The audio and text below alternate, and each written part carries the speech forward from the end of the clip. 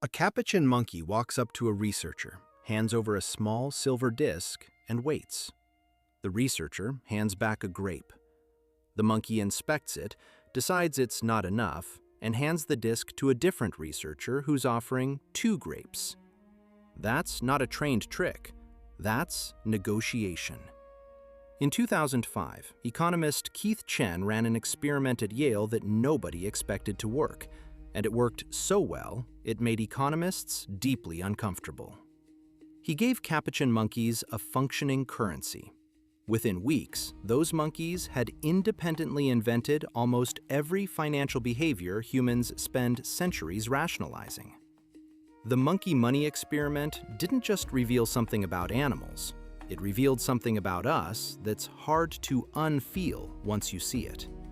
This is Money Origins, where we go back to the roots of why money works the way it does, and why we behave so irrationally around something we invented ourselves. What Chen found wasn't just that monkeys could learn to use coins, it's what they did without being taught.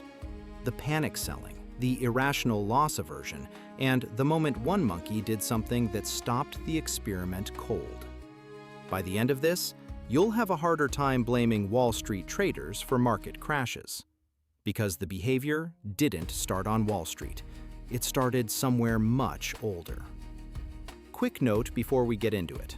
This covers real, documented research, but I'll flag where interpretations vary. Economics, even animal economics, comes with a margin for debate. The setup sounds almost too simple.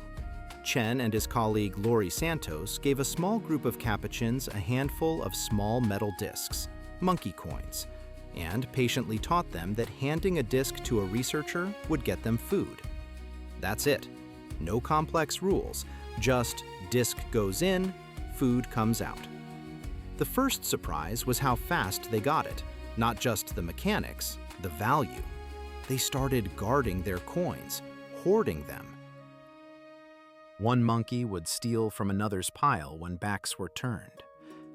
These were animals with no evolutionary history involving currency, no culture, no concept of savings, and within weeks, they were behaving like people in a parking meter line who just found out the rate went up.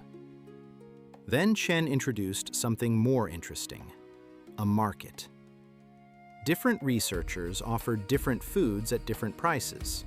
1 grape for 1 coin, 2 grapes for 1 coin, apple slices, Jell-O cubes. The monkeys could choose who to buy from, and they responded exactly the way a behavioral economist would predict a human to respond, which is not the same as a classical economist would predict. When prices dropped on one item, they bought more of it. When prices rose, they shifted spending. They tracked value across changing conditions with a consistency that surprised the research team. The capuchin monkey economy had supply, demand, and preference. It had emerged, not been programmed in an enclosure at Yale. Here's where the Yale monkey experiment stops being a charming curiosity and starts being a mirror. Chen tested loss aversion.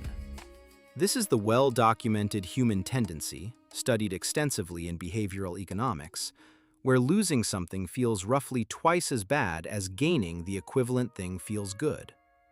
It's why people hold losing stocks too long and sell winning ones too early.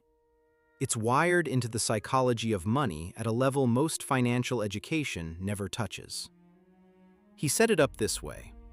One researcher always showed 1 grape, then sometimes gave a bonus 2nd grape, a gain. Another researcher showed 2 grapes, then sometimes took 1 away, a loss. Objectively identical outcomes, statistically the same deal. But the monkeys overwhelmingly preferred the first researcher. They hated loss. Not because they were trained to, because something in the social brain processes loss and gain asymmetrically. And that something is ancient. Then came the day that stopped the experiment. One monkey grabbed the entire tray of coins. Not one, the entire tray. and hurled them into the communal enclosure. Chaos. Coins everywhere. Monkeys scrambling. The research team scrambling. By the time it was over, one monkey had exchanged a coin for food with a researcher, and another had done something no one had scripted. Exchanged a coin with a fellow monkey. Immediately after which, they appeared to engage in what the researchers carefully described as a transaction of a social nature. In the span of about an hour, the capuchin monkey economy had produced its first bank robbery, its first market panic, and, depending on your reading of primate behavior research, possibly its first commerce between peers. Chen's conclusion was careful, as good science should be, but the implication was hard to avoid. These patterns, hoarding, loss aversion, panic response, opportunistic theft, didn't have to be taught. They surfaced. The monkey coins just gave them a vehicle. Here's what that means if you follow it to the end. We tend to think of financial crises as failures of regulation or greed or bad institutional design. And those things are real. But the Yale monkey experiment points at something sitting underneath all of it. A set of cognitive responses that predate human civilization by millions of years. Loss aversion isn't a Wall Street pathology.